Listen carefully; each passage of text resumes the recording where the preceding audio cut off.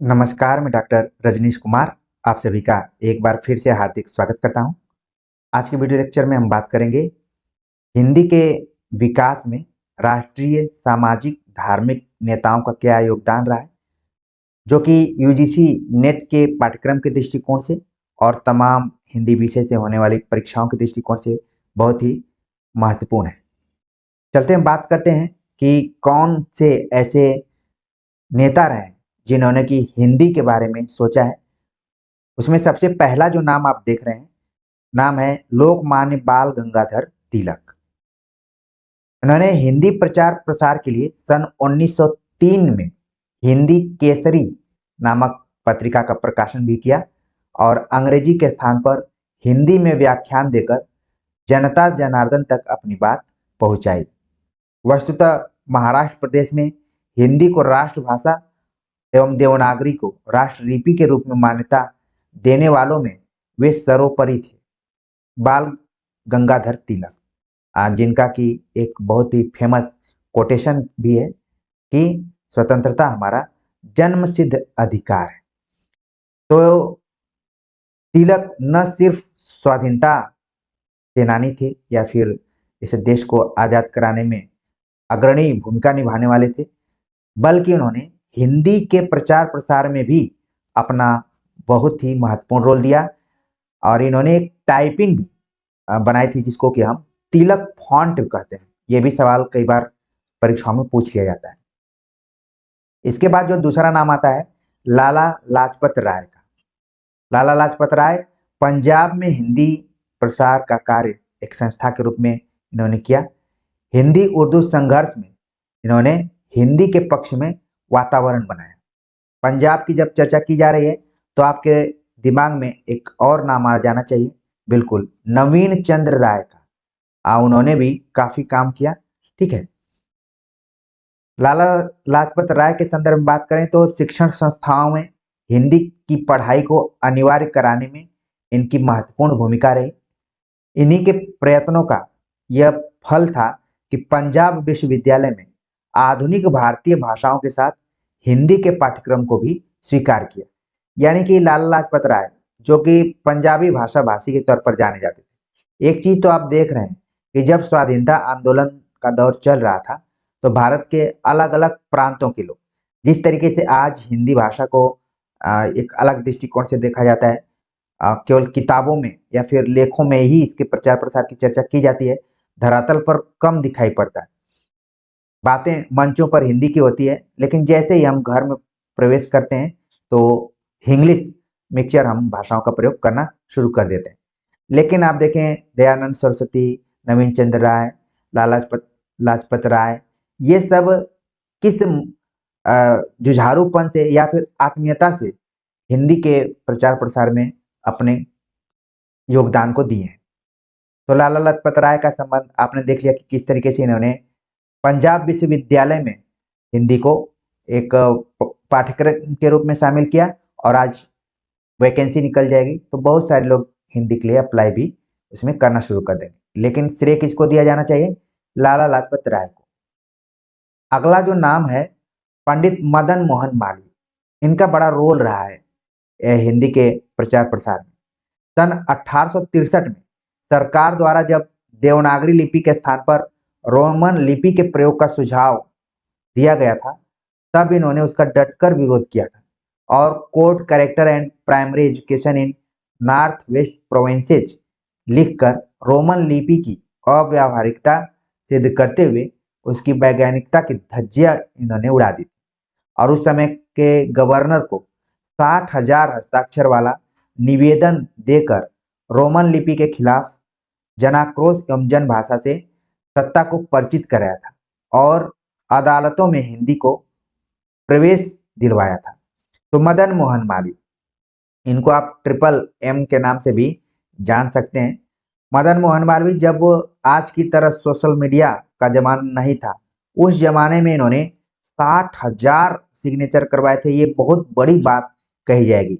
अभी social media में भी अगर डाला जाए तो 60,000 सिग्नेचर कराने में लोगों को बहुत मशक्कत करनी पड़ेगी, लेकिन हिंदी के प्रेम में आप देखा जाए तो किस तरीके से मदन मोहन मालवीय ने 60,000 तक इन्होंने सिग्नेचर करवाया था लोगों से, और न सिर्फ करवाया था बल्कि अदालतों में हिंदी का प्रवेश भी दिलाया था, देवनागरी लिपि को मान्यता दिलवाया था। इन्होंने सन 1916 में बनारस हिंदू विश्वविद्यालय की स्थापना की और सभी विद्यार्थियों के लिए हिंदी एक अनिवार्य विषय के रूप में पाठ्यक्रमों में शामिल करा दिया। हिंदुस्तान, अभ्युदय, मर्यादा, सनातन धर्म आदि पत्रों का इन्होंने संपादन भी किया। इसमें हिंदी के विकास पर जोर रहा। तो मदन मोहन मालवीय के योगदान को बिल्कुल ध्यान में रखना है। और हम जो भी विद्यार्थी बीएचयू से पढ़े हुए हैं, वो जब भी सिंह द्वार के पास जाएंगे तो वहां पर मदन मोहन मालवीय एक डंडा लेकर खड़े रहते हैं, और ये माना जाता है कि वो वर्तमान समय में पढ़ने वाले विद्यार्थियों और जो पास होकर चले गए हैं सबकी निगरानी करते हैं कि कौन कहाँ पर क्या कर रहा है। तो हमें गर्व होना चाहिए कि हम सब बीएचयू से जुड़कर और आज तमाम विद्यार्थियों को अपने ज्ञान से लाभान्वित करने का प्रयास कर रहे हैं। तो मदन मोहन मालवीय जैसे व्यक्तित्व तो हम नहीं विकसित कर पाए, लेकिन जो भी योगदान है उसको देने में हम भरपूर अपनी कोशिश कर रहे हैं। तो मदन मोहन मालवीय के बाद जो अगला नाम आता है महात्मा गांधी का। जब हम साहित्यिक संस्थाओं के बारे में चर्चा कर रहे थे, राष्ट्रभाषा प्रचार समिति या दक्षिण भारत हिंदी प्रचार समिति, तो वहां पर गांधी जी का काफी महत्वपूर्ण रोल रहा है।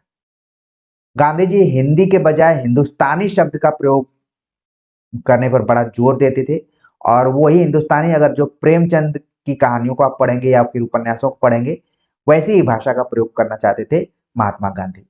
उनकी प्रेरणा से सन 1929 में कांग्रेस के 40वें अधिवेशन में कानपुर में हिंदुस्तानी को अखिल भारतीय कांग्रेस की दूसरी दफ्तरी भाषा के रूप में स्वीकार कर लिया गया था। एक बार मैं किसी एग्जाम में गया हुआ था, वहां पर एक सवाल पूछा गया था कि हिंदुस्तानी को दूसरी दफ्तरी भाषा के रूप में किस अधिवेशन में स्वीकार किया गया था, तो कानपुर के अधिवेशन में।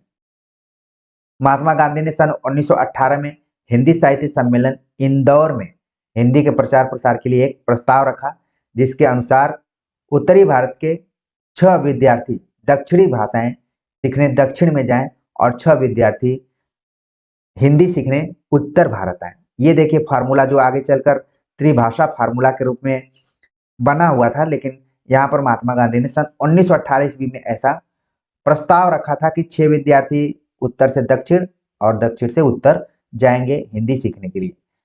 न सिर्फ हिंदी सीखेंगे बल्कि दोनों की संस्कृतियों को भी आपस में जानने समझने का मौका मिलेगा।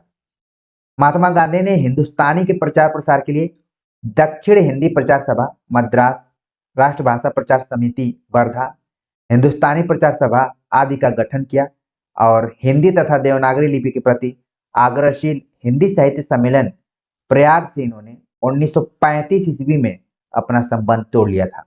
प्रयाग साहित्य सम्मेलन जिसकी स्थापना 1910 में हुई, यानी कि लगभग 25 वर्षों तक महात्मा गांधी, या फिर मोटे तौर पर देखें 20 वर्षों तक जुड़े रहे, लेकिन 1935 में क्या हो गए, अलग हो गए।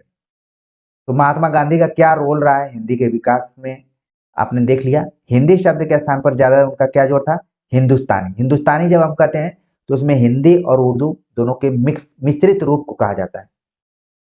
आगे बात करते हैं, अगला जो नाम है वो है राजर्षि पुरुषोत्तम दास टंडन, जिनको कि हम हिंदी के प्रहरी के तौर पर भी जानते हैं।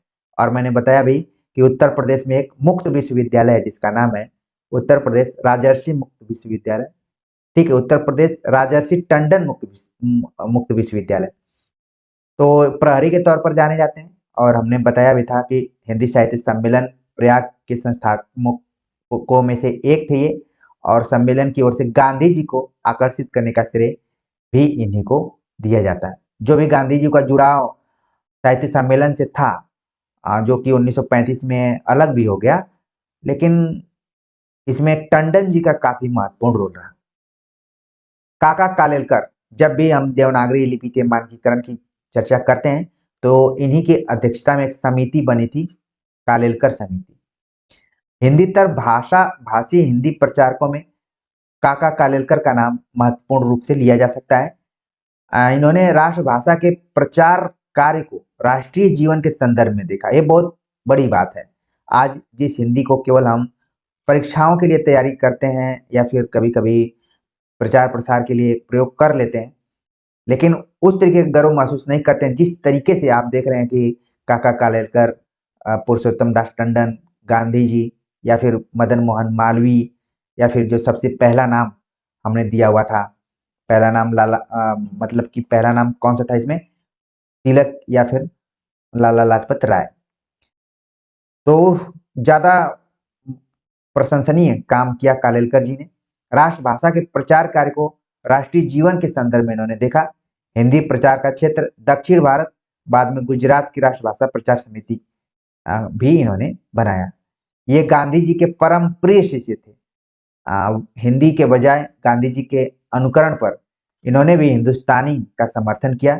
हिंदुस्तानी के लिए समर्थन जुटाने के लिए इन्होंने समस्त भारत की यात्रा की।